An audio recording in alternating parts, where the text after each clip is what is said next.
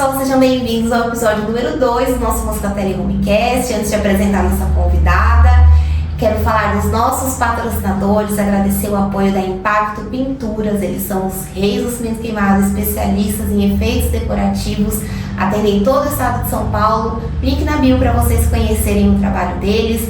Também da Ideale Ambientes, nossa marcenaria parceira, móveis planejados de qualidade, aquele atendimento que você precisa conferir. Também atendem a nível estado de São Paulo, link na descrição. E Eben Decor, paredes exclusivas, nossos parceiros de papel de parede líquido e granilhato, excelentes também, produto versátil, produto que você pode aplicar de diversas maneiras, diversas cores em diversos ambientes. Meu nome é Larissa Moscatelli, eu sou designer de interiores há 11 anos, desde 2013, à frente do escritório Moscatelli Design desde 2018, e hoje eu estou aqui para apresentar para vocês um episódio onde a gente vai falar de bem-estar em casa, como a nossa casa pode proporcionar bem-estar para a gente, produtividade e muito mais. Estou aqui com a nossa ilustre convidada, Natália Fiorini, psicóloga, psicanalista, ela atende adulto, infantil, organizacional, consultoria de recursos humanos. E hoje a gente vai falar de bem-estar. Natália, obrigada pela presença. Agradeço o convite, fiquei muito feliz em participar desse projeto, acho que vai sair bons papos aí. Só o bate-papo que a gente teve de briefing aqui já quase saiu um podcast mesmo, sim, né? Foi muito divertido, inclusive temas bem relevantes, assim. Sim. Acho que desde a pandemia, principalmente, que as pessoas começaram a ficar mais em casa, tem gente que até brinca, né? A pessoa lembrou que tinha casa, lembrou que tinha família, né? As pessoas estão trazendo mais esse olhar do bem-estar, é uma coisa que a gente leva muito em consideração no escritório também, nos nossos projetos. E as pessoas começaram a ver, muitas vezes até que elas não se sentiam em casa, né, na casa delas. A gente gosta de trabalhar bastante a questão da identidade, da natureza, e eu acho que é importante a gente levar isso em consideração, né? Em áreas de convívio, por exemplo, né? Eu acho que o convívio familiar é muito importante para o bem-estar. Sim, é exatamente isso. Acho que nesse mundo, né, que exige da gente cada vez mais disponibilidade, produtividade, né? Estar disponível a todo momento ali. Acho que quando nós chegamos na nossa casa, o que a gente quer é um momento de relaxamento, um momento de equilíbrio, né? E eu acredito muito nessa questão da organização, da disposição dos móveis, daquela parte da casa que a pessoa mais se identifica, né? Então a sala, o quarto, a cozinha, enfim. O quarto da criança. Eu acho que isso também tem muita facilidade na convivência, na comunicação, na troca de experiências ali entre as pessoas.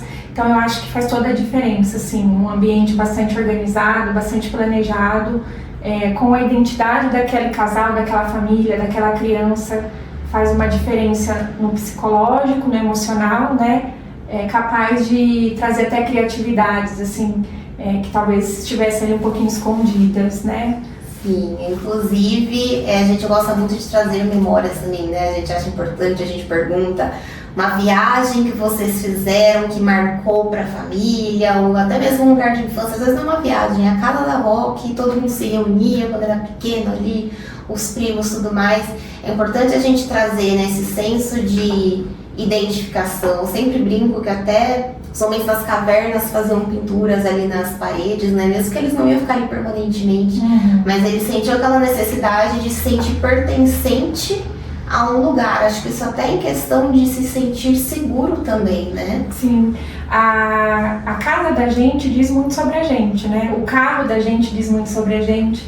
Então, se você pensar numa casa toda desorganizada, toda bagunçada, acho que é bom investigar, né, o por dentro ali também daquela família ou daquela pessoa, né? Às vezes a pessoa precisa estar bem emocionalmente para que ela consiga também colocar isso para fora.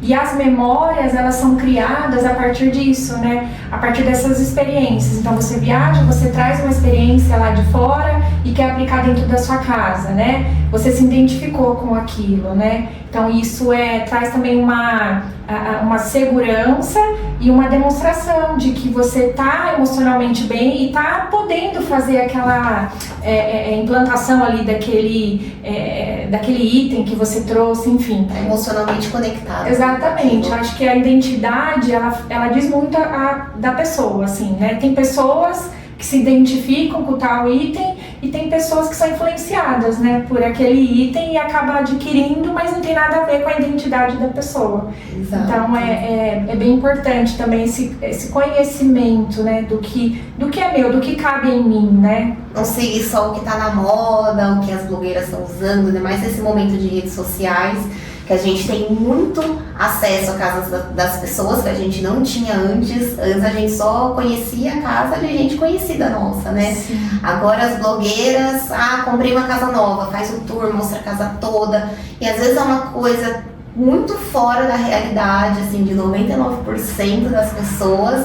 E as pessoas criam até um senso de idealização daquilo, né? Como uma casa de verdade, e se for analisar a vida dela, não é aquilo que cabe, não é aquilo que faz sentido para a vida dela. Você sabia que todos nós somos seres idealizados, né? Desde que a gente fala na barriguinha dos nossos pais, já tem uma idealização sobre a gente. E os pais, eles acabam aplicando, né, tudo aquilo que eles esperam naquela criança. Então, a partir disso, a gente vem trazendo questões, né, então, de gerações ali, né?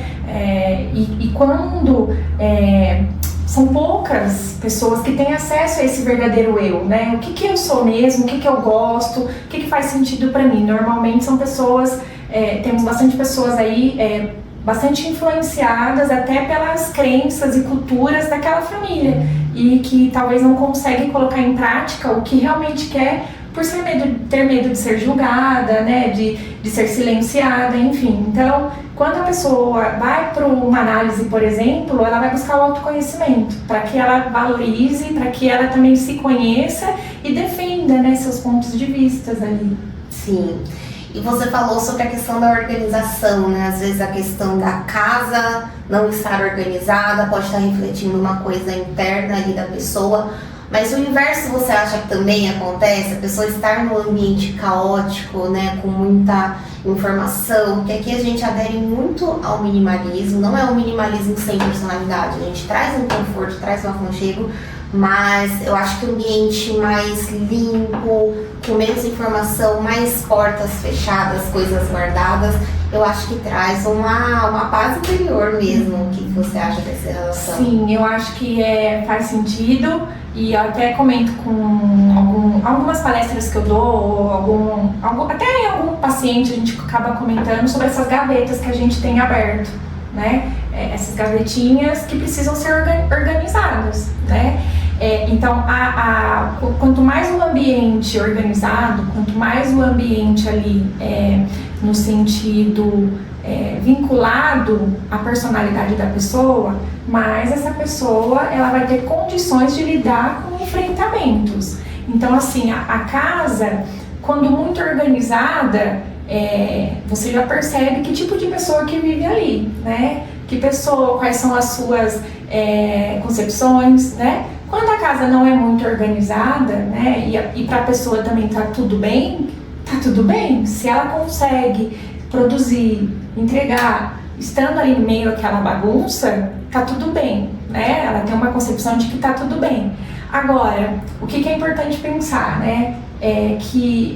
Não é para a pessoa ter uma compulsão à organização, né? A pessoa ela precisa ter a organização como parte dela. Então, um ambiente organizado, um ambiente que traz uma comunicação visual sem muito estímulos, né? Eu acho que o minimalismo vem para isso, né? Para não trazer muitos estímulos, para que quando a família estiver lá na sala conversando ou assistindo uma série, estejam todos ali, né? O que adianta a sala ter TV, ter som, ter, sei lá, um monte de coisa, brinquedo, tudo ali misturado, se ela não vai conseguir também chegar no objetivo, que é o que? Aquela união, aquele momento ali de todo mundo sentado no sofá assistindo ou conversando, né? Enfim, vai ter os momentos que também isso vai poder ser considerado, mas Eu acredito que sim, quanto menos objetos, assim, os objetos certos nos lugares certos, né? Na época, como você disse, na época da nossa infância, na casa da avó era cheio daqueles quadros, né? Que você via as pessoas, os nossos bisavós lá na parede, bebelozinhos, uns vasos. Eu lembro que tinha uma menina num quadro que ela era loirinha, de cabelo encaracolado, com um monte de flor. Em todas as casas que eu ia tinha aquele quadrinho ali, parecia que era moda, né? Hoje em dia já não faz mais sentido. Então, muito estímulo também pode tirar essa convivência, assim, acredito eu, da família, da união ali das pessoas. Eu acho que o ambiente em si, ele ser projetado para isso, né? Ter um espaço ali em que vai estar todo mundo conversando, todo mundo conectado. Às vezes você vê uma sala imensa com 20 lugares e você fala, gente, como a pessoa daquela ponta se conecta com daqui, não conecta. Então é importante ter um espaço da família, pelo menos, para isso, né? A sala da família ali, o espaço onde a família vai se reunir, a mesa de jantar, por exemplo, né? Acho que o brasileiro tem muito disso, um momento especial em volta da mesa, ali comemorando com um jantar, um almoço, um churrasquinho, uma coisa, né? Sim, eu até comento que às vezes as mães que me procuram dizem, né? Eu não tenho tempo para brincar com meu filho porque a minha casa é muito grande, preciso organizar minha casa e trabalho, enfim, tem as demandas delas como todos nós temos, né? Mas eu sempre oriento, né? Leva a criança para perto, né? Então, leva ali um brinquedo, leva um livro, leva algum estímulo naquele momento que você está ali cozinhando, mas esteja presente, né? Quando a casa tem muitos estímulos e a criança pode então se envolver com todos esses estímulos, essa aproximação mãe e filho fica bastante deficiente, né? Porque daí a mãe prefere ficar sozinha na cozinha fazendo a comida, a criança fica lá na sala de 20 lugares, pulando no sofá ou jogando futebol ali, enfim, e a mãe lá. Então não tem essa aproximação, né? Lá tem um monte de brinquedo, ele vai brincar lá. Claro, ele vai brincar lá, mas perde um pouco dessa conexão também. Então, estar com a criança não é só estar ali no momento sentada brincando no chão, mas no momento que você estiver ali na cozinha, ela sentada ali na cadeira, desenhando ali sobre a mesa. Presença, exatamente, né? Você não tá só com uma sombra ali do lado. As mães se culpam por isso, não tenho tempo para ficar com meu filho. Tá, mas o que você faz quando chega do trabalho? Eu vou cozinhar, tá? E nesse momento, o que dá para você fazer com essa criança? Dá para levar ela mais para perto, né? Dá para chamar o marido? Não tem criança, chama o marido. Enquanto cozinha, toma um vinho, toma um suco, enfim, uma água. Tem gente que gosta disso, né? Então, eu acredito que sim, a casa, ela tem esse movimento de regularização do equilíbrio emocional.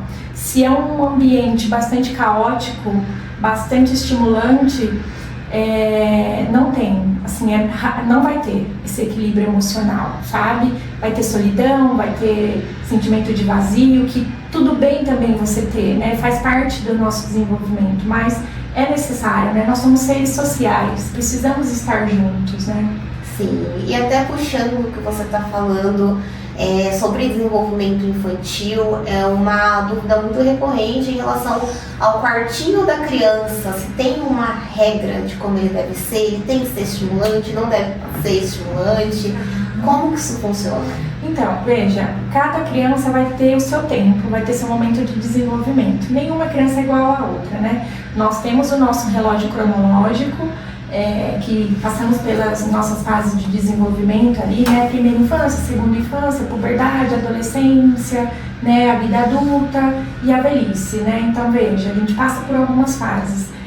A criança, quanto mais estimulada, mais ela vai se desenvolver. Se você parar para pensar hoje, tem estudos que trazem a informação de que as crianças, na sua jornada ali semanal, elas têm mais de 50 horas de atividades, contando escola, contando aula de karatê, aula de balé, de desenho, música, natação, enfim, As crianças estão com a agenda mais cheia. Exatamente, não tem tempo, né? Então, são crianças bastante estimuladas, que com certeza vai ter um nível de inteligência ali, um nível de desenvolvimento muito favorecido, né? Sobre a questão do quarto, o que acontece? Se eu tenho um quarto muito estimulante ali, que promove essa criança, tudo isso ali, ela ficou fora o dia inteiro da casa dela. Quando ela vai chegar no quarto dela, é claro que ela vai querer brincar, claro que ela vai querer desenhar. Se ela tem uma lousa gigante na parede, né, para ela poder escrever, ela vai querer escrever, ela vai querer usar tinta, se a mãe ou o pai permitir isso, né, que isso muitas vezes não acontece, eles usam lá na minha clínica, então lá eles podem usar tinta, ela vai se sentir estimulada, e para ela 10 horas vai ser 10 horas da manhã, né, ela vai estar ali com gás total, então os pais precisam entrar com os limites. Então assim, o ambiente tem que ser equilibrado. Que tipo de criança é minha criança? Pai e mãe ou os cuidadores vão saber quem é aquela criança. É uma criança... Deveria saber pelo menos, né? É o que a gente espera. Mas, por exemplo, uma criança que é bastante agitada, né? Corre, brinca, o dia todo ligado no 220. Se ela tem um quarto muito estimulante à noite, ela vai continuar no 220. Né? Se ela é uma criança mais introspectiva, que não socializa, que não brinca, um ambiente mais estimulante vai promover o desenvolvimento dela dessas habilidades, né? Desde que tenha acompanhamento de alguém ali também, que possa favorecer esse desenvolvimento. Então, eu acredito que o ambiente ele tem que ser pensado na minha criança. Que criança eu tenho, né? Sim, é muito importante, como eu falei, os pais conhecerem, né? Não são todos que conhecem, mas deveriam. Um exemplo que a gente tem aqui é uma cliente que o filho dela é autista e ele se distrai muito fácil. Então ela veio aqui com todo o beabá. Ela falou assim, olha, o meu filho, se tiver alguma coisa, algum desenho ali para ele olhar, ele não vai fazer a tarefa, ele vai ficar olhando pro enfeitinho que tem ali. Então, cor clara, pouco estímulo. Se estiver cortina, ele vai estar se pendurar na cortina. A gente colocou uma persiana, daquelas rolou, né, que enrola. Então, acho que isso é muito importante, essa questão da mãe e do pai conhecerem o filho para ter essa adaptação do espaço para o desenvolvimento dele. Uhum. Todo mundo, né? Então, o quarto da criança, muitas vezes, é a idealização dos próprios pais. Eu não tive quarto de bebê, minha mãe não teve como fazer isso pra mim. Quartinho de princesa. Né? Nunca tive. E aí, quando eu tive meu filho, eu sempre sonhei em fazer um quarto pra ele, né? Não deu pra mim fazer na época o quarto dos sonhos, mas foi feito um quarto pra ele. Então, a gente idealiza e a gente coloca, por exemplo, naquele quarto, as nossas idealizações, né? O nosso desejo. Quando eu fiz o quarto do meu filho, com certeza eu coloquei alguma coisa minha ali também. No caso dessa mãe, ela, como é uma mãe que entende muito do filho, né, que sabe, né, o que tira a concentração do filho, que conhece as particularidades do filho, obviamente ela vai trazer aquilo que é real, né? Só que muitas vezes lá fora ela também não vai conseguir controlar isso, vai haver estímulos, né? Então, se lá fora há estímulos e dentro de casa há muito estímulo, a criança fica estimulada 24 horas por dia. Sim. Então aí é onde os pais procuram, né, atendimento infantil, que a criança não tem atenção, que a criança não tem foco. Claro, a gente não pode desconsiderar as questões biológicas, os transtornos, não podemos, mas na maior parte das vezes é a pura ansiedade. A gente já teve cliente também que quis no quarto da criança aquela casinha suspensa de brincar lá em cima com escorregador de um lado, a escada do outro, sobe pela escada, desce pelo escorregador.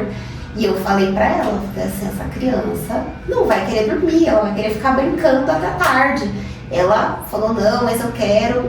Ali acho que é um caso bem claro que a gente vê que é o sonho, a criança não sabe nem que existe aquilo. Sim. É um sonho dela. Sim. Que ela projetou ali no quarto da criança. Sim, com certeza vai lá escorregar também, né? Sim. Veja, um aniversário infantil, você vê muito isso. A criança de 1 ano, ela não sabe que ali é uma festa. Porque tem uma idealização do adulto, e eu nunca tive isso, então eu vou fazer o melhor. Nós sempre buscamos o que é melhor para os nossos filhos, né? Só que nem sempre o que é melhor para nós vai ser o melhor para eles. Isso é fato. Eles só não têm idade ainda para argumentar isso, mas eles têm gostos próprios, assim, sabe? As crianças, elas... ainda hoje, a sociedade dá mais voz às crianças. Antigamente, na minha época, na época da minha mãe, não, criança era feita para... pelo menos eu que venho da roça, assim, que meus pais moram na roça até hoje, as crianças eram desenvolvidas para trabalhar. Meu pai começou a trabalhar com 9 anos. Hoje, com 9 anos, a criança está entrando na puberdade, a criança sabe usar um tablet, a criança fala 2 línguas, né? Mas já nasce sabendo usar o tablet hoje em dia, já nasce até ensinando a gente. Exatamente, que é algo que estimula demais. Você quer ver uma criança quieta, dê uma tela a ela, que vai estimular ela um bom tempo. Sim. E acho que nisso também é legal a gente já começar a trazer um pouco da questão das cores, né? Porque a gente é muito influenciado pelas cores, inclusive marcas exploram muito isso. Pode ver que a maioria dos fast foods tem as cores principais ali, vermelho e amarelo, que são cores estimulantes, então que é para te estimular a comer mesmo, olhar aquilo, chamar atenção, já ir. Da mesma forma que cores como o azul e o verde, por exemplo, já acalmam a gente, né? É interessante a gente saber dosar e aplicar no tipo de ambiente também. Sim, e existe até um livro, né, da Eva, não me lembro agora o sobrenome dela, que fala sobre a psicologia das cores, que essas cores estão envolvidas com o nosso psicológico. Ela também nos estimula, né? Então, como você disse, né, você vai num fast food, você vai com fome. Quanto mais chamar sua atenção, quanto mais aquela cor remeter a algo seu que você está sentindo, você vai se sentir atraído. Ou se você nem tá com fome, aquilo vai do mesmo jeito. Sim, né? Então vai te chamar a atenção e você vai comer. Por exemplo, vai no supermercado com fome, vai fazer compras com fome, você vai comprar além do que estava lá na sua lista. Por quê? Porque você é estimulado. Então as cores estimulam, né? Eu acredito muito que hoje também tá bastante na moda essas cores bem pastéis, mais clarinhas, né? Sim. Que traz um sentimento de equilíbrio, né? De paz, assim, o verde remete à natureza, né? O azul, essa tranquilidade, essa paz, o céu, né? Serenidade, mar, né? O azul tem muito disso, essa vibe de paz, né? De equilíbrio. A maioria dos consultórios de psicanalistas que eu já frequentei na vida, inclusive, eram azuis, né? Sempre azul ou verdinho, porque é pra acolher justamente, né? Tanto a cor quanto a iluminação, de repente cada iluminação mais baixinha, mais indireta. Inclusive a luz também estimula, ela estimula como a ausência dela, né? Eu até já comentei com você que teve uma época que eu morei, na época da faculdade, eu morei numa casa de fundo que não batia sol nenhum momento do dia, eu ficava ali numa caverna o dia inteiro e nossa, eu vivia pra baixo, tava quase desenvolvendo uma depressão ali. Assim como eu percebo que se um dia que eu tô um pouco down ali, eu me forço a ir na padaria a pé, tomar um solzinho ali até a esquina, já sobe energia de novo, né? Sim, então, quando o dia tá chuvoso ali, quando tá um dia nublado, né? Como é que vocês se sentem, né? Você se sente mais assim, quer ficar quietinha, né? Não tem muito ali força, fica ali mais realmente pensativa, né? Fica um dia mais triste, assim dizendo, né? É isso, tem que haver um equilíbrio, né? Eu tenho uma casa, né, um tom mais sóbrio, mas eu tenho algo dela também que me traz essa alegria, que me traz esse equilíbrio. Então, não é que não posso usar, né? Acho que as cores, cada um vai ter a sua. E volto a dizer, tem a identidade também, né? O que é pra mim bonito, pra você talvez não seja aquela cor, né? Talvez pra mim uma cor mais neutra, pra você é uma cor que chame mais atenção. Por exemplo, um laranja, um vermelho, né? Talvez eu vá buscar mais o preto com o cinza e você vai buscar o rosa, o lilás. Então cada um vai ter sua identidade, mas desde que tenha o equilíbrio não tem problema nenhum usar. Mas sim, faz muita diferença, principalmente para aqueles que estão em casa há muito tempo, né? No home office ali trabalhando, cores muito escuras, né? Traz esse ar de medo, esse ar mais triste ali, depressivo mesmo, né? Então por isso do equilíbrio com outras cores, com móveis bem dispostos, assim, iluminação natural. Exatamente, para que se abra a janela, então entre a luz também, né? É importante o sol, vitamina D, né? Ajuda em muitos aspectos. E sobre o home office também, é importante a gente pensar no tipo de atividade que aquela pessoa exerce, porque Se é uma pessoa que fica ali no Excel o dia inteiro, então ela vai precisar de mais concentração, né? Vai precisar de um ambiente ali que não distraia. Agora, se é uma pessoa que trabalha com criação, né? É um designer, é alguém de marketing, enfim, trabalhos intelectuais, um artista,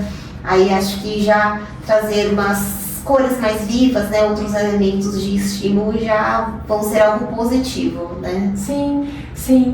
Imagina você trabalhando ali, né, 10 horas, dependendo da função que você exerce, até 10 horas por dia ali, num local bastante isolado, onde ninguém entra, né? Está em reunião o dia todo. Então você imagina como é que não fica o emocional dessa pessoa, né? O estímulo que ela teve ali daquela tela, né? Então por isso que é importante ter algum móvel que remeta ali, um verde, ou um móvel que remeta a algo que ela também possa parar ali aqueles 5 minutinhos, né? Porque dizem, né, que a cada 60 minutos na frente de uma tela, você tem que parar ali até uns 5 minutinhos para você dar uma respirada, realmente tomar um cafezinho, uma água, precisa ter, né? As pessoas não dão atenção para isso. E aí quando a pessoa vê, ela já está toda alienada, né? Toda consumida por aquele trabalho e não esgotada, nem sabe por quê, né? Às vezes tem um vaso de planta na prateleirinha ali em cima da mesa, já faria alguma diferença. Exatamente. Já traria uma vida para o ambiente. Exatamente. Também. Que inclusive essas cores, né, verde e azul, que trazem toda essa tranquilidade pra gente, são cores da natureza, né, de água, de plantas. Então a planta em si também é uma vida, é uma coisa para você cuidar, né, se preocupar, ir lá, regar e tudo mais. Então acho que faz toda a diferença no ambiente. A gente vê aquele ambiente tudo madeira, assim, concreto. Até a madeira em si é um elemento que já vai remeter a natureza pra gente. Mas colocar um verde acho que diferencia nessa questão de trazer vida, de animar aquele ambiente, né? Tem muitas empresas que estão cuidando disso agora também, né? Trazendo esse ambiente mais aconchegante, um ambiente mais natural, para que as pessoas possam realmente se sentir bem, né? Hoje o maior índice de afastamento das organizações é relacionado à doença mental, né? Então, por exemplo, aqui na sua sala tem toda essa parede de madeira, o ripado, né, com essas flores, essas plantas que são lindas, né? Então traz uma calmaria, né? Eu cheguei aqui bastante tensa, confesso, né, para falar. Vídeo, como eu disse, é algo que mexe muito comigo, mas veja, e aí você olha pro verde e você sente essa paz, assim, dá a sensação que você tá escutando até uma cachoeira caindo ali. Sim. Água, né, é muito valoroso, assim. Eu acho que ter uma plantinha, ter esse combinado de cor com a luz natural ali, faz todo sentido, né? Dentro do meu consultório também, por exemplo, eu coloquei lá, tem uma luminária e tem uma planta ali. Então, ou seja, tem o ar ali do trabalho, mas também tem aquele momento que o paciente pode se deslocar para aquele objeto, né? Sim. Então, dentro do consultório, quando a pessoa está ali no divã, ela tem o divã e ela tem algum objeto que ela possa deslocar o olhar dela, sabe? Tirar o olhar do analista e olhar para aquele objeto para que ela possa se conectar com ela mesma. Então, faz toda a diferença pensar nesses itens justamente para a nossa saúde. Acredito que hoje esteja se falando mais sobre isso. Antigamente era só quem podia, né? Ele faz isso porque ele pode. Eu não vou investir nisso não. Hoje as pessoas estão investindo mais sim sobre esses aspectos, né, do bem-estar.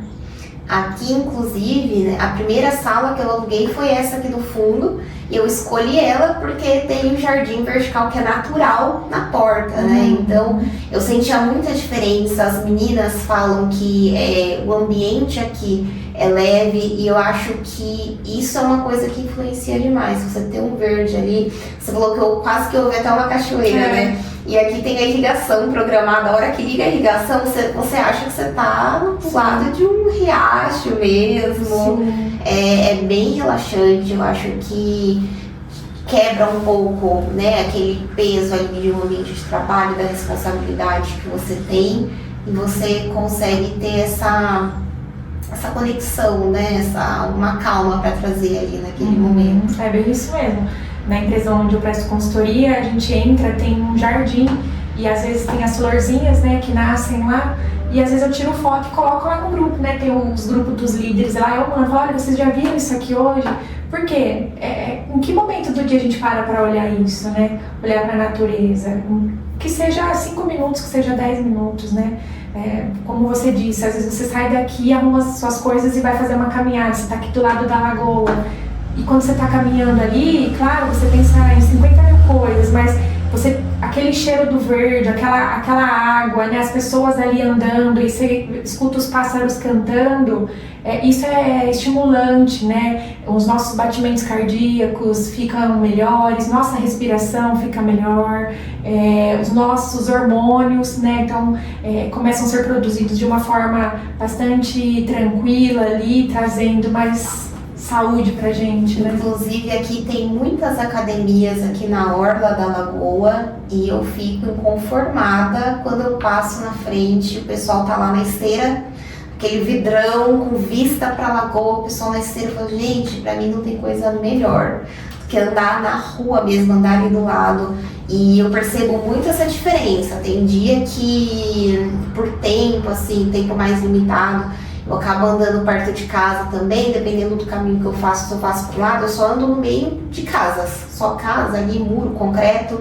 Pro outro lado, eu já passo meio de árvores, tem um bosque ali perto também, ou aqui na lagoa, eu sinto total diferença, parece que o tempo passa até mais tranquilo, você nem vê passar, com aquele relaxamento que traz, né? Eu sinto até que eu fico mais estressada, vamos dizer assim, quando eu tô desse lado que é só concreto, que eu fico, nossa, não vejo a hora de chegar logo, de acabar. Quando eu tô entre as árvores, nem vejo o tempo passar. Fiquei lembrando agora, você trouxe isso, me lembrou de um estudo de uma universidade lá na Alemanha, de que eles pegaram 10 mil habitantes de uma cidade e fizeram uma pesquisa justamente sobre isso.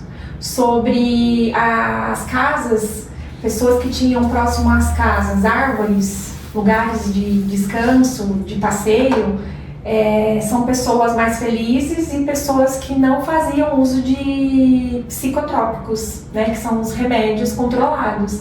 Então veja, isso é real, né? E enquanto as pessoas que não tinham árvores próximo às casas, né, não tinham plantas, são pessoas mais doentes emocionalmente, que faziam mais usos dessa medicação contra a depressão, por exemplo. Então isso é bem forte, né? Para pensar, é bem forte. Bastante. E a gente não vê tanto essa preocupação, por exemplo, em áreas mais carentes, né? Quando a gente fala de urbanização. Normalmente são os bairros mais nobres, que são mais arborizados, então eu acho que tem tudo a ver, tem todo um contexto, né? Quando a gente fala assim, pessoas menos estressadas, isso e aquilo. É claro que a pessoa que tem mais dinheiro, não tem preocupação com conta e tudo mais, vai ser menos estressada do que a que está lá preocupada com os boletos para pagar, mas eu acho que até o próprio conhecimento, né? Que ali a pessoa acaba buscando, acaba desenvolvendo, afeta o bem-estar também. Sim. E o ambiente, né, Larissa, o ambiente influencia, nós somos influenciados pelo ambiente. Então, quando você diz do ambiente carente, é justamente isso, né? São ambientes que promovem uma preocupação mais financeira, preocupação em saúde, né? Preocupação se amanhã eu vou conseguir chegar no meu trabalho, se o ônibus vai passar. Ela não tem tempo para ficar parando, para ficar olhando para a plantinha, né? Exato. Então, porque tem outras questões que ela coloca lá na pirâmide, né, das necessidades que a gente tem, ela coloca isso como um fator primordial, a plantinha fica em último lá, né? A gente não pode também ignorar essa questão, mas o ambiente, ele estimulando, se é um ambiente conturbado, se é um ambiente bastante disruptivo, ele vai trazer sim consequências a pequeno, médio e longo prazo. Se é um ambiente, não precisa ser um ambiente de rico, um ambiente onde as pessoas gastam horrores mas um ambiente que tenha o respeito, um ambiente que tenha a integridade, que saiba compartilhar, que saiba estar ali do lado do outro, fornecendo ferramentas e recursos para ele, o ambiente ele vai te influenciar positivamente. Então, ambientes negativos te influenciam negativamente. existe não vou me lembrar a frase agora, mas se você quer viver bem, esteja ao lado de pessoas boas, né? Sim. Que falem coisas boas. Se você quer viver negativamente, esteja ao lado de pessoas que só reclamam. Daqui 2 horas você vai estar igual a elas, reclamando e fazendo as mesmas queixas. Então, nós somos estimulados e influenciados desde que nascemos. Quem vai transformar a gente no que a gente são as nossas bases familiares. Então, se é uma base conturbada, a criança vai desenvolver com talvez sentimentos de agressividade ali, comportamentos agressivos, né, depressivos. Se é um ambiente que traz esse equilíbrio, ela vai também ter agressividade, mas ela vai saber controlar, ela vai saber lidar com isso melhor. Então, sim, o ambiente é muito influenciado, a gente é muito influenciado pelo ambiente, e positivo e negativamente, né? Como eu até falei lá no começo, eu acho que as duas coisas acontecem. Então, naquele ambiente que já está, né, repleto ali de pessoas caóticas, pessoas ali não resolvidas com as suas questões, acho que esse ambiente vai ser caótico também. E se é uma pessoa que entra num ambiente desse, ela também acaba sendo influenciada.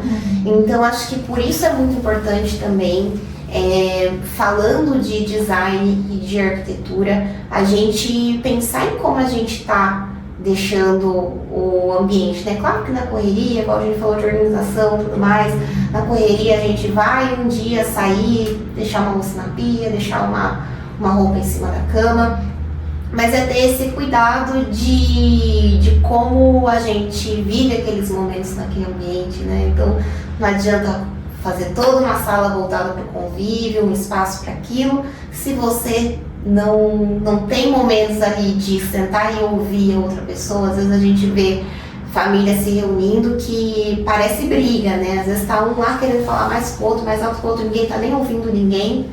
Então é bem importante para trazer até todo esse autoconhecimento, né? A questão do filho, de entender o filho, entender o que vai trazer ali no ambiente para melhorar o desenvolvimento. Então, da mesma forma que se é uma criança já super ativa, a gente tem que dar uma acalmada, como se é uma criança ali que demonstra menos interesse, a criança mais apática, mais na dela, aí a gente precisa trazer, é tudo questão de conhecimento mesmo, a gente se conhecer, acho que é o primeiro ponto. A gente sempre faz um longo briefing aqui para entender como que é a rotina daquela família, como que é o dia a dia, como que é o momento ali de sair de manhã para ir trabalhar, para ir levar a criança na escola, quando chega à noite, como que acontece tudo, para a gente desenvolver um projeto que vai encaixar no dia a dia daquela família. Então, se nem a pessoa se conhece, né, até esses dias a gente fez um briefing e eu perguntei uma memória assim que conectava a família, a mãe falou assim, nossa, a gente quase nem faz nada, trabalha tanto. Eu achei muito triste aquilo, né? Porque assim, não tá criando laços, né? Então a gente tenta trazer um ambiente que vai desenvolver esse afeto, esse convívio, aquele momento, mas a própria família também precisa fazer sua parte. Que forte isso, né? Que forte quando não tem memórias, né? Então veja, o ambiente não influenciou, né? Não foi possível a criança desenvolver memórias. Foi vivendo ali, empurrando com a barriga e foi atropelando tudo, né? Então, o ambiente, ele funciona como uma bolha, né? Se a criança, ela recebe o estímulo, né, do ambiente, no momento que ela não está preparada para aquilo, ela vai reagir de uma forma, né?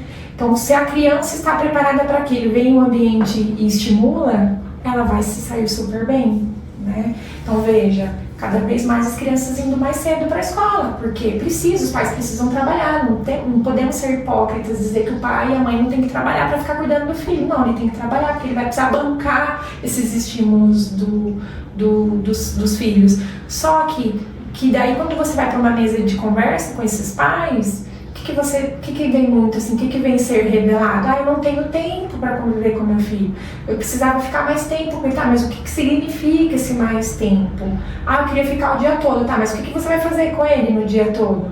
dar um celular enquanto você fica lá assistindo, ou fica lá cozinhando, e aí ele tá lá, você tá ali só porque você tá ali. Não, não é isso. Às vezes 10, 15 minutos que você teve de sentar no chão ou de entender um desenho que ele fez, já vale muito mais do que você ficar 8 horas ali e ele ficar 7 horas com o tablet na mão. Então, sim, é o ambiente que vai fazer com que essas crianças criem memórias e aí ela vai se desenvolvendo para que na fase adulta ela possa viver o seu verdadeiro eu.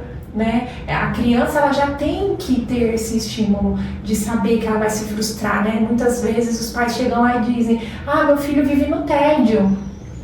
Ele fala que ele está muito tediado. Que bom que ele vai viver o tédio. Ele precisa viver o tédio para ele saber lidar com as circunstâncias da vida. A vida não é festa todo dia, não é? né? Ai, meu filho está de férias. Ele, doutora, será que você consegue atender ele 3 vezes na semana? Porque ele está de férias e está dizendo que está no tédio.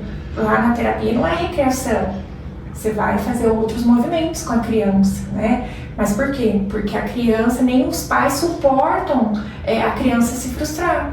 Sim, né? E eu acho que está acontecendo muito uma compensação também nessa questão de a criança vai cada vez mais cedo para a escola, a criança tem a agenda cheia ali o dia inteiro porque os pais passam o dia inteiro fora trabalhando.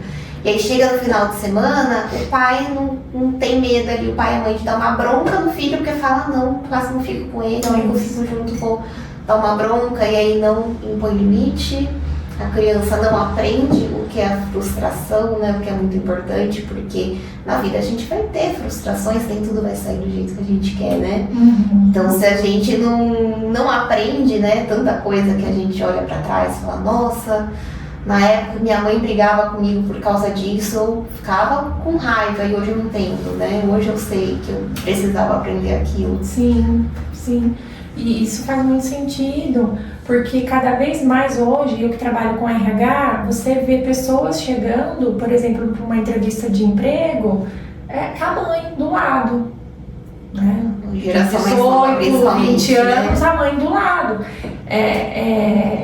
Então, assim, jovens que vêm para uma entrevista chupando chiclete, né? Não sabe nem se apresentar. Sim, vem com um short. E aí você fica assim, tem empresas que isso é permitido, então cada empresa também tem sua regra, né? Não tem jeito, a gente está num ambiente cheio de regras, né? Então cada empresa vai ter sua regra. Hoje na empresa que eu atuo, isso não é permitido, porque é uma empresa de grande risco, então não dá para a pessoa trabalhar de bermuda, né, dentro da empresa. Sim. Então, então hoje as coisas estão tão naturais, então aí você fala assim, tá, Natália, é natural, mas o que isso significa? Muito natural. Por quê? Porque faltou ali aquilo que você falou, do limite, né? Eu acho que aí entra até na questão da identidade também. Sim. Porque na entrevista alguém pergunta, no que você é bom, no que você não é bom. E às vezes a pessoa, mãe, o que eu sou bom? Nem sabe. Não sabe dizer, não sabe quem sou eu para poder responder numa... Uma pergunta clichê, né? Me conte 3 itens, né? 3 habilidades ou 3 características que você admira em você. Não sabe entrar em contato consigo mesmo. Não sabe. Então, por quê? Porque faltou isso, faltou ela ser estimulada nesse sentido. Ah, caiu? Ah, filho, caiu, vamos lá, né? Levanta, vamos ver o que aconteceu aí, vamos cuidar juntos disso aí, né? Ah, caiu, nunca mais vai deixar a criança brincar naquele brinquedo, ou não vai deixar mais a criança andar sozinha. Então, ela coloca o irmãozinho mais velho pra cuidar. Super pra não... Exatamente. Acho que até é uma coisa que veio no momento da conversa, me veio essa memória.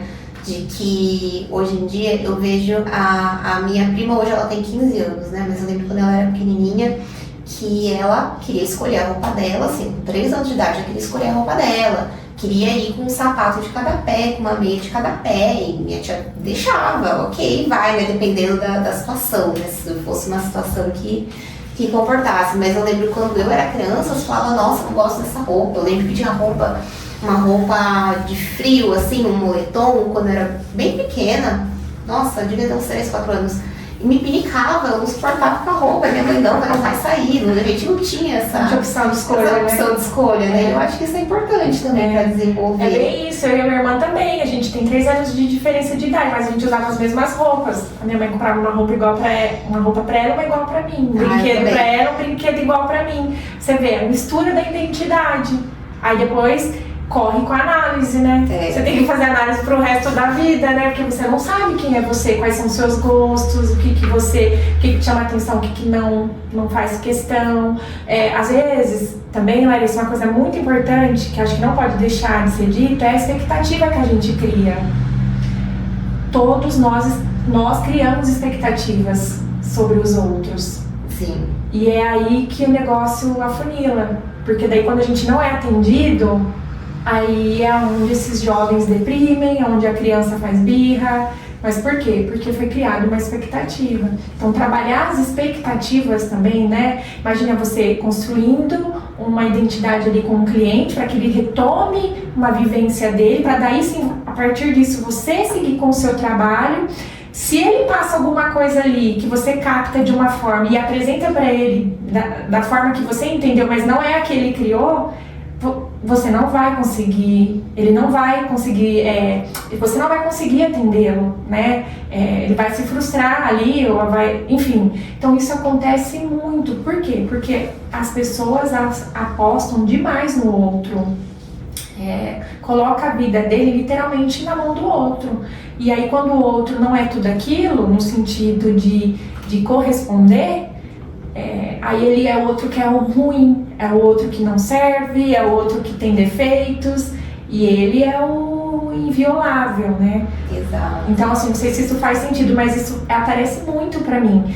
O quanto que nós colocamos expectativas. Então você fala bom dia todo dia pra pessoa, a pessoa não responde. Ok, você continua falando bom dia. A expectativa foi sua que ela respondesse. Sim, eu acho que até a gente vê, eu tava comentando com isso com meu marido hoje no café da manhã, uma pessoa que postou, porque eu tenho que aprender a não ter a mesma consideração com as pessoas que elas não têm comigo.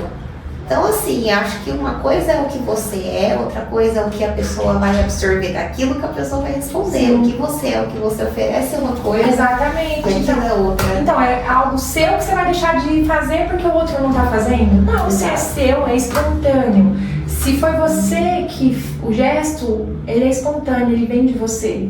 Não foi forçado, né? Diferente de uma imposição. Então, por exemplo, a criança não quer comer, a criança não quer conversar com aquele adulto. O que o pai e a mãe faz? Força a comer, força a falar com o adulto. Ela tá sendo espontânea? Não. Aquilo ali tá fazendo sentido pra ela? Não. E aí é onde as crianças adoecem, né? Não quero conversar hoje, mãe. Tá bom, tudo bem. No seu momento eu tô aqui. Vou deixar você ficar aqui um tempo. Daqui a pouco eu volto, a gente pode restabelecer uma comunicação.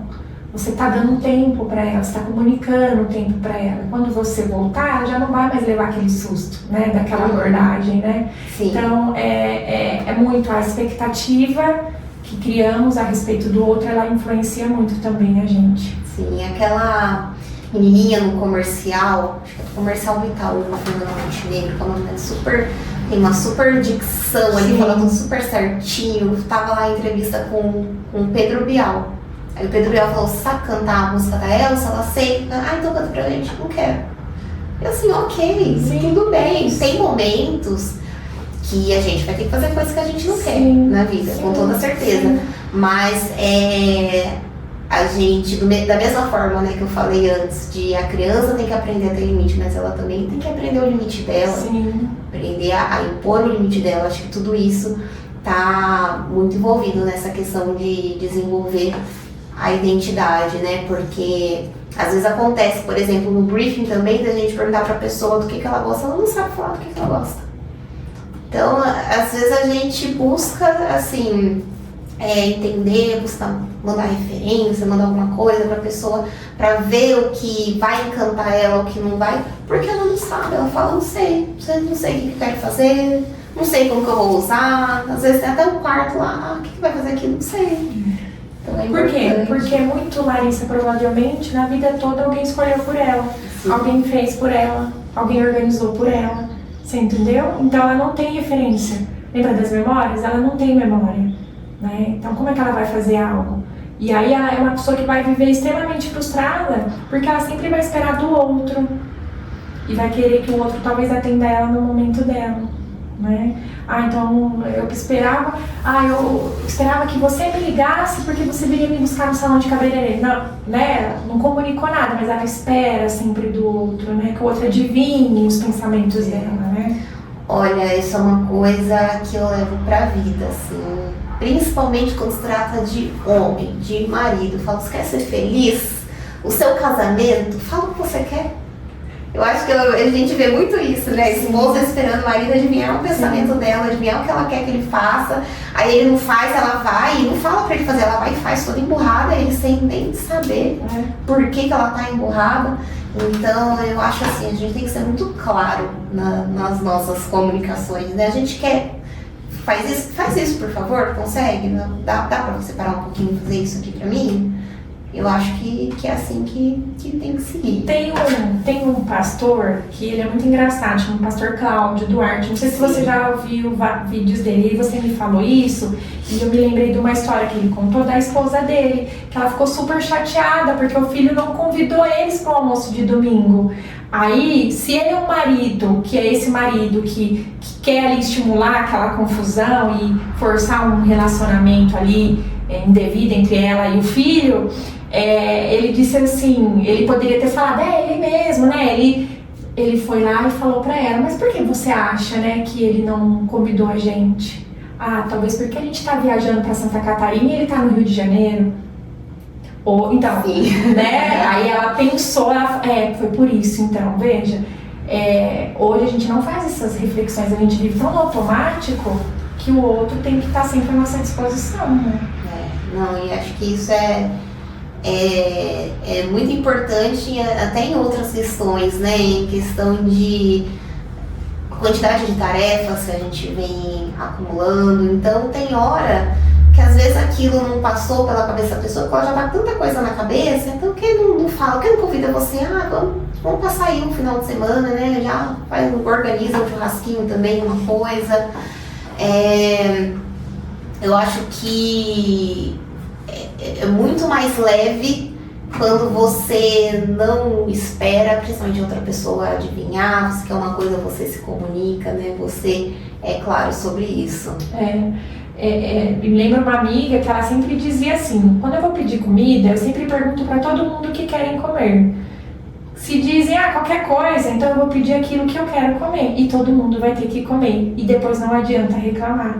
É verdade. Não é verdade? Com certeza. Ela deu oportunidade. Eu poderia pedir isso, pedir aquilo e tá tudo bem. Não, qualquer coisa. Então, qualquer coisa é o que ela quer comer. Então, ela vai trazer aquilo que ela quer comer. E vão ter que comer, né? Ou então vão ter que sair e comprar outra coisa para comer. Enfim, então são coisas reais que a gente não para analisar. A gente não para ver expectativas dentro da empresa, expectativas dentro de um consultório, né? Os pais esperam que as crianças saiam de dentro do consultório consertadas. Isso não existe, né? Não existe conserto de criança. A criança não chega, ela chega lá quebrada emocionalmente. E às vezes até o pai e a mãe estão precisando. Exatamente. Também. Porque muitas questões que você trouxe aqui de relações e pais e filhos, eu fico imaginando, não tenho filhos ainda, né? Então eu imagino, mas é fácil a gente falar, né? O pai tem que entender o filho, mas tem um caminho para isso. Às vezes o pai e a mãe também precisam de ajuda para isso. Sim. Né? Principalmente se a gente acaba inconscientemente descontando traumas que a gente tem. Eu acho que isso sempre acontece, eu vejo isso claramente na minha família. A gente teve um trauma, a gente, eu não quero que meu filho passe por isso. E nisso a gente super protege e gera um outro trauma. Sim. Nessa criança, né? Sim, é um trauma talvez de não viver experiências. Exato. Né? É claro que ninguém tá passando a mão na cabeça de que pai e mãe não devem se impor, eles têm que se impor. Pai e mãe têm que se impor dentro de uma relação com o filho. O filho precisa entender, o pai e mãe são limites. São os pais que vão trazer pro filho essa consciência do que é certo e do que é errado, né? Do que é a sociedade, né? São os pais que vão formá-los. Alguns pais confundem que é a escola que forma. Não, a escola dá a educação pedagógica. Sim. Os pais que vão formar esses cidadãos, entendeu? E acaba responsabilizando os terceiros. Mas por quê? Porque talvez eles também nem tiveram a experiência de aprendizado ou desenvolvimento de si mesmo. Eles foram vivendo aquilo que foram imposto para eles, né? Então, veja, é importante sim essa conversa e é importante sim que os pais também se observem antes de procurar um psicólogo para o filho, por exemplo. Os pais precisam fazer essa análise. Como é que está meu ambiente hoje? Aí você vai lá em 1 hora e meia de conversa com os pais, você vai entender que o ambiente, que muitas vezes são eles que precisam da análise. E muitos já aconteceram, de me procurar para atender a criança e, na verdade, quem sai de lá com atendimento são eles, entendeu? Encaminhados para um atendimento de casal, enfim. Mas é importante, sim, essa consciência. E a formação da identidade, Larissa, é, sim, o ambiente que promove.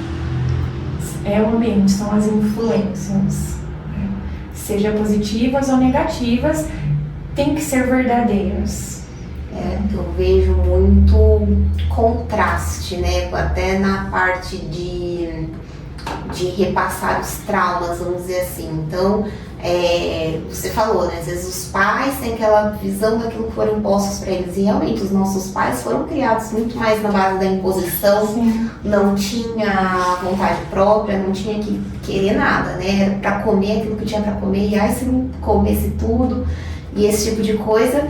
E aí acaba tendo essa super compensação de dar liberdade demais, muitas vezes, né? De proteger demais, eu não tinha muita atenção dos meus pais, quero dar toda a atenção pro meu filho, sufoca o filho, não dá o espaço pro filho para ele entender o que ele é, o que ele quer. Então, a gente tá puxando bastante esse assunto, né, do desenvolvimento infantil, mas a identidade Começa ali. Começa desde a concepção, o nosso desenvolvimento. Começa ali. É o quanto que você foi planejado, é o quanto que você foi idealizado. Você já tem nome quando você está ali. Então a sua identidade já está ali. Está sendo formada ali nas suas bases, né? E depois é só crescimento, né? E aí é só absorção do que está sendo dito, do que está sendo informado ali naquele momento, naquela fase para a criança. Se ela passa pelas fases de forma menos traumática, ela vai ter aí grandes chances de ser um adulto que vai enfrentar problemas, que vai enfrentar frustrações, que vai saber lidar com não, né? Mas se ela tiver dentro dessas bases uma passagem bastante traumática, né? Por exemplo, um desfraude fora do tempo da criança, um desfraude dentro do tempo da escola ou da mãe ou do pai, né? Então não é espontâneo, não é verdadeiro, né? Todas vão ter traumas por conta disso? Não todas. Cada uma vai ter a parte biológica também, que vai ser disponível para passar pelos traumas sem maiores problemas. Você lembra isso? Até a gente já ouve a mãe falando, nossa, passei coisa muito pior. Né? Às vezes até diminui o problema do filho, porque acha que o problema que ele teve foi maior ou foi mais relevante, e ali está causando até um problema maior ainda, né? Sim, é bem isso mesmo. É bem forte, né? Falar sobre tudo isso que você trouxe hoje como tema, tá tudo ali nas nossas bases.